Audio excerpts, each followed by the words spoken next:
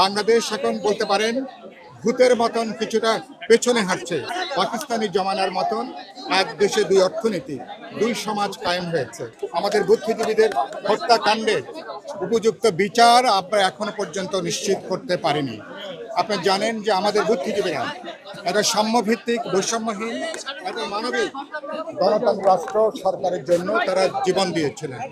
আমরা একটা দেশ পেয়েছি, কিন্তু বাস্তবে বাংলাদেশ এখন বলতে পারেন ভূতের মতন কিছুটা পেছনে হাঁটছে। পাকিস্তানি জমানার মতন এক দেশে দুই অর্থনীতি, দুই সমাজ কায়েম হয়েছে। আর গুরুত্বপূর্ণ হচ্ছে আমরা একটা অসাম্প্রদায়িক, একটা গণতান্ত্রিক যে সাম্যভিত্তিক বাংলাদেশের জন্য মুক্তিযুদ্ধ হয়েছিল, সাম্য, মানবিক মর্যাদা, সামাজিক ন্যায় বিচারে আমাদের মুক্তিযুদ্ধের যে ঘোষণা, যার মধ্য দিয়ে স্বাধীন বাংলাদেশের দিশাটা ঠিক করে দেওয়া হয়েছিল, ৫৪ বছরে বাস্তবে বাংলাদেশ তার উল্টো পথে এখন হাঁটছে।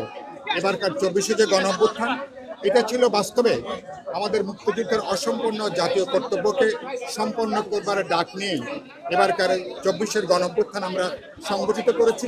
কিন্তু দুর্ভাগ্যজনকভাবে ২৪শের গণঅভ্যুত্থানের পরেও যাদেরকে আমরা সরকারের দায়িত্ব দিয়েছি, তারা আমাদের মুক্তিযুদ্ধের চেতনাকে তারা ধারণ করতে পারেনি। আমরা দেখেছি এখানে আমরা একটা হাসিনার একটা উগ্র একটা স্বৈরতন্ত্রকে বিদায় দিয়েছি, কিন্তু আমরা দেখছি নতুন এক ধরনের জবরদস্তি, নতুন এক ধরনের ফ্যাসিবাদী চিন্তা চেতনা আমাদের বহুত্ববাদী সমাজকে আমরা দেখেছি কখনো ধর্মের নামে, বিভিন্ন মতাদর্শের নামে আমাদের উপরে নতুন করে জবরদস্তি চাপিয়ে দেওয়া হচ্ছে। আমরা দেখেছি আমাদের ঐক্যবদ্ধ যা আছে,